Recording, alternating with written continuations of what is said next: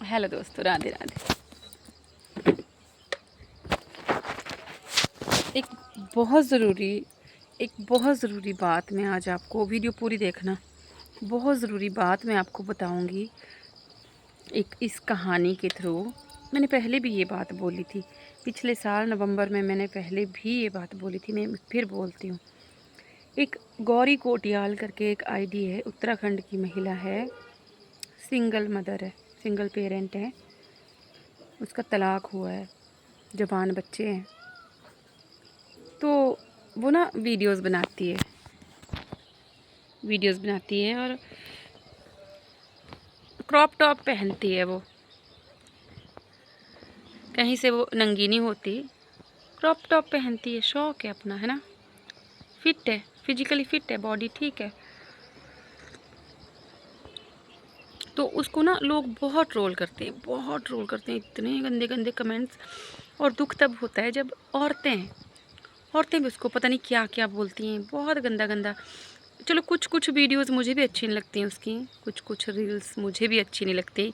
कभी आंख मार देती हैं, कभी इशारे करती हैं अजीब अजीब से। खैर, मैं ये सोच के चलती हूँ कि वो वायरल होने के लिए करती हैं, कि कैसे ना कैसे वायरल हों, 4 पैसे घर में आएँ और घर चले, ठीक है। तो कल ना मैंने उनकी एक वीडियो देखी। देखो, जो उनको बुरा बोलते हैं ना, वो पर्सनली नहीं जानते उनको, उनके मुंह से ही सुना है, बताती हैं रील्स में, बीच बीच में बताती हैं। तो पति को छोड़ा है, तू अच्छी भली होती तो ऐसा करती वैसा करती, देख कैसे इशारे कर रही है, देख कैसे वीडियो, बहुत कुछ। मतलब उसके जो कमेंट बॉक्स है वो पूरा गंद से भरा होता है, ठीक है। बहुत कम लोग होते हैं जो अच्छे कमेंट्स करते हैं उसको। कल उसकी वीडियो देखी मैंने, एक 3-4 मिनट में उसने अपनी पूरी ज़िंदगी सुना दी थी, पिछले 22-24 साल जो भी थे।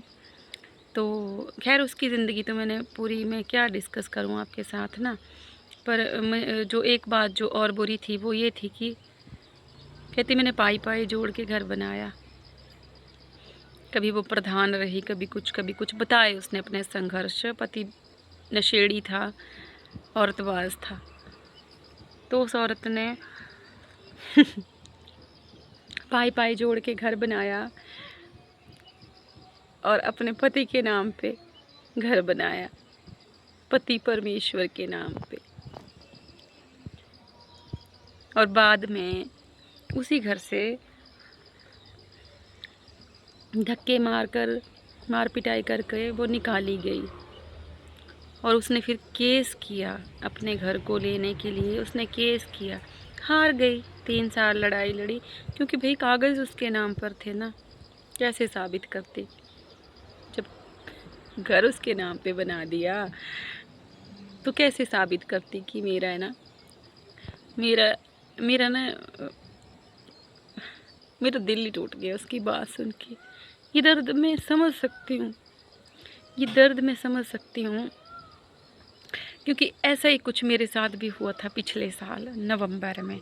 यहाँ घर में शादी लगी थी, 6 महीने से हम तैयारी कर रहे थे कि हम शादी में ऐसा करेंगे वैसा करेंगे। और शादी वाले दिन पुलिस स्टेशन से मुझे कॉल आती है कि मैडम स्कूटी आपकी है। मैंने बोला हाँ मेरी। कहते किसके नाम पे? मैंने बोला मेरे हस्बैंड के नाम पे है। कहते इसका चालान हुआ है, आपने चालान क्यों नहीं भरा? मैंने बोला भाई मुझे पता नहीं चालान हुआ है, और मैं ही भरूंगी, लोग थोड़ी भरेंगे। मतलब मैंने बहस कर ली पुलिस वाले के साथ, तमीज़ के साथ। मैंने बोला कि पहली बात तो स्कूटी मेरी है, मैंने ली है, हस्बैंड के नाम पे ली थी, मैंने ख़रीदी है, अपने पैसों से ली है। दूसरी बात,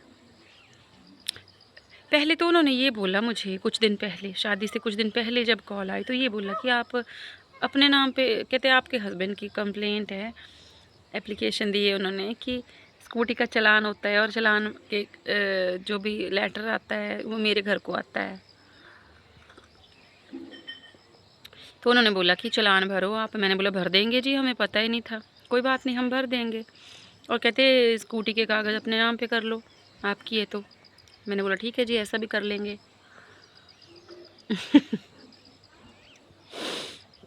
वीडियो लंबी हो जाएगी। मैंने बोला ठीक है जी, कर लेंगे। शादी वाले दिन फ़ोन आता है कि आप आ सकती हैं पुलिस स्टेशन। मैंने बोला नहीं, मैं नहीं आ सकती। कहते, मैंने बोला देखिए जी, मैं उसकी लीगल वाइफ हूँ, स्कूटी मेरी है, मान लेते हैं अगर उसकी भी है तो मैं उसकी लीगल वाइफ हूँ। कहते हाँ, हम उसको समझा रहे हैं, वो नहीं समझ रहा, अगर आप आ जाती तो आमने सामने बात हो जाती। यहाँ शादी लगी थी और हम माँ बच्चे पुलिस स्टेशन में थे, और मैंने अपनी बच्चों को मैंने घर पे बोल दिया कि देखना आज तुम्हारा बाप अपनी औकात दिखाएगा। मैंने घर में बोल दिया था। पहले भी बहुत बार दिखाई थी उसने अपनी औकात, पर बच्चे छोटे थे, नहीं समझते हैं, और मैंने इनको बोला भी नहीं। पर मैं तो समझती हूँ ना, मुझे तो पता है ना कितना सच और कितना झूठ। मैंने बोला देखना आज तुम्हारा बाप तुम्हारी झूठी कसम खा लेगा। चले गए हम पुलिस स्टेशन और सीधे एएसआई मुझ पे हावी हो गए। पहला क्वेश्चन कि आपने स्कूटी इनके नाम पे क्यों ली है। मैंने बोला आपने कोई प्रॉपर्टी अपनी वाइफ के नाम पे नहीं ली। या दुनिया में कभी पति पत्नी एक दूसरे के नाम पे कुछ नहीं लेते, परिवार में एक दूसरे के नाम पे कभी कुछ नहीं लेते। वो एकदम से डाउन हो गए। हाँ कहते लेते हैं। मैंने बोला तो बस ऐसे ही मैंने भी ली। मुझे पंडित ने बोला कि तुम्हारे किस्मत में लोहा नहीं है, तो मैंने हस्बैंड के नाम पे ले ली। मैंने उनको कन्वेंस किया, मैंने हर बात बताई कि कैसे कैसे मैंने ली। ना ये बंदा लेने के टाइम साथ था, ना कहीं पैसे देने का रिकॉर्ड है किसने मुझे पैसे भेजे। ये तो घर में भी नहीं था, जॉब पे था। और 10 साल से 9 साल से मैं मेंटेनेंस कर रही हूँ। मैं आपको सर्विस स्टेशन ले जा सकती हूँ, कहाँ मैं सर्विस कराती हूँ, कहाँ मैं पेट्रोल डलाती हूँ, हर कुछ। बस कागज़ पे नाम इसका है। मान गए वो, मेरी बात सुनी उन्होंने, मानी।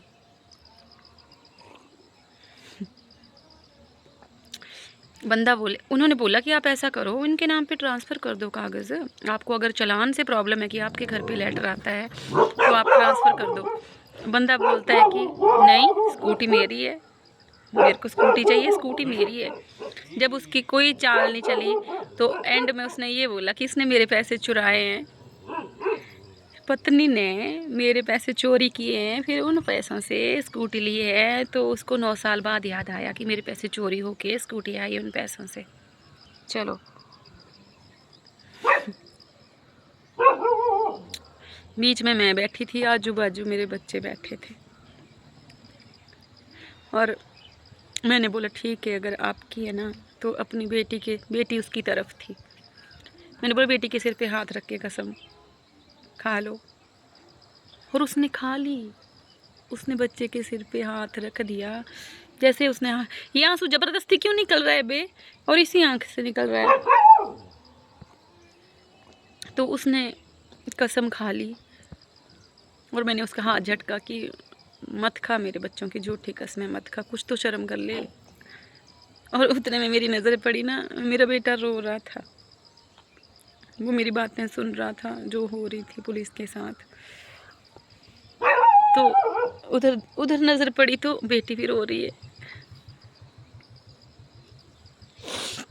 आखिर में पुलिस वाले ने उसको बोला कि देख भाई तेरी घरवाली है, हम स्कूटी तुझे नहीं दिलवा सकते, तलाक हो गया होता तो हम दिलवा देते, हम नहीं दिलवा देते। बंदा बोले मेरे को चाहिए, मेरी है, मैं तो लूँगा।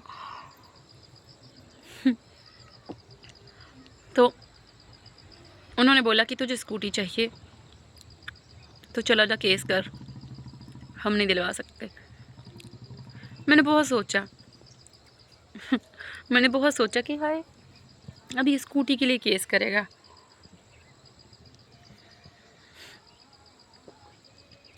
मैंने चाबी ली और अपने बच्चों के सिर से वारी और ले मैंने पुलिस के पास दी कि ये लीजिए चाबी, कोई बात नहीं, मेरी जो ताकत है वो मेरे बच्चे हैं।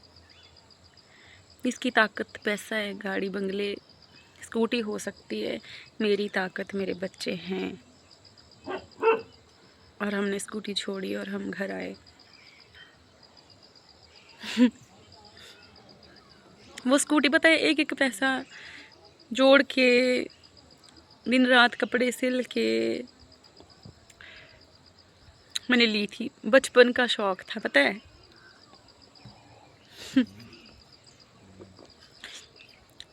किसी चीज़ के साथ लगाव होता है ना, ऐसा नहीं है। स्कूटी अभी भी है मेरे पास, स्कूटी अभी भी है मेरे पास, पर एक प्यार होता है ना अपनी चीज़ से।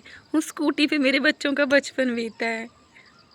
हाँ, मेरी बेटी 4 साल की थी जब वो स्कूटी ली थी, बचपन उस पे बीता है उनका, ये समझो आप। तो आज भी कहीं फ़ोटो में वो स्कूटी दिख जाए ना तो बहुत दुख होता है कि ये हमारी स्कूटी, मतलब जैसे कि कोई वो इंसान है। तो बात स्कूटी की नहीं है। मैं ये सोच के मैं हैरान हो गई कि यार बंदा कितना गिर जाता है, मतलब दूसरे को नीचे गिराने के लिए इंसान कितना गिर जाता है यार। हम तो लड़ाई भी सच्चाई पे लड़ते हैं तो इतना गिर जाता है। और फिर ऐसे लोग सोचते हैं कि बच्चे हमारी वैल्यू करें। जवान बेटी के सिर पे हाथ रख के झूठी कसम खा ली। उसको तो पता था ना, सच उसको तो पता था। मूर्ख पुलिस को बना रहा था, बच्चों को बना रहा था। सच्चाई उसको भी पता थी, मुझे भी पता थी, और भगवान को भी। भाई बैकग्राउंड म्यूजिक नहीं चाहिए। तो अच्छा, जो मैंने आपको जो मैसेज देना था वो ये है कि ये मैसेज लड़कों के लिए भी है, लड़कियों के लिए भी है। लड्डू नो, लो मारूंगी मैं तेरे को, गंदी बात करती है। ये मैसेज सिर्फ औरतों के लिए नहीं है, औरत मर्द लड़का लड़की सब के लिए मैसेज है कि आप जो भी अपनी मेहनत से प्रॉपर्टी बनाते हो, कोई सामान गाड़ी खरीदते हो, अपने नाम पे लो। क्योंकि ऐसा सिर्फ औरतों के साथ नहीं, बहुत सारे मर्दों के साथ भी ऐसा हुआ है कि पत्नी के नाम पे बना दिया घर, पत्नी के नाम पे ले ली कार, पत्नी हो गई फरार, घर भी गया, पत्नी भी गई। तो बोलने का मतलब ये है, जो आपका है ना वो आपके अपने नाम पे होना चाहिए। भगवान ना करे कल को कोई ऊंच नीच हो जाए तो कम से कम कोई आपके सिर से छत तो ना छीन सके, आपकी गाड़ी या जो भी आपका है वो छीन ना सके। तो चाहे वो औरत है चाहे मर्द है, प्यार अपनी जगह है। अगर मेरी कोई चीज़ है ना, मैंने खरीदी, बनाई, अपने नाम पे बनाई, तो मेरे परिवार के लिए है ना। लेकिन कल को परिवार ही अगर गलत हो जाए, आपके साथ गलत करने पे उतर आए, तब तो आपकी चीज़ कोई छीन नहीं सकता ना आपसे। तो मुझे बड़ी दया आई उस पर, बड़ी दया आई। हमारी तो खैर स्कूटी की बात थी, हमने तो भुला दिया, वो बात हमने भुला दी। स्कूटी का मुझे दुख नहीं हुआ, दुख मुझे इतना हुआ कि इंसान के गिरने का दुख हुआ कि इस लेवल तक इंसान गिर सकता है कि दूसरे को नीचा दिखाने के लिए अपने खुद के खून की कसम झूठी खा ली। बहुत बड़ी बात होती है ये। खैर, और एक और बात कि किसी को बिना जाने, जिसको आप जानते नहीं हैं, निजी तौर पर आप जानते नहीं हैं, मत जज किया करो यार। वो उस औरत को पता है उसने कैसे अपने बच्चे पाले होंगे, कैसे जीवन चल रहा है, और इतनी बुरी वीडियोस नहीं होती हैं उसकी। हर किसी के अपने अपने शौक़ हैं। हमें अगर बचपन में नहीं मिला, जवानी में नहीं मिला, आज अगर मैं पतली हो जाऊं तो मैं भी पहनूंगी अच्छे अच्छे कपड़े, मैं भी टॉप पहनूंगी, जीन्स पहनूंगी, मुझे भी शौक़ है। तो क्या आप मुझे भी गालियाँ देंगे? ऐसा नहीं होता है। हाँ, अगर अश्लीलता फैला रही है, कुछ इस तरह का कुछ गंदा कर रही है, ऐसा कुछ है नहीं, तो अपनी प्रॉपर्टी अपने नाम पे बनाएं और बिना जाने किसी को जज ना करें।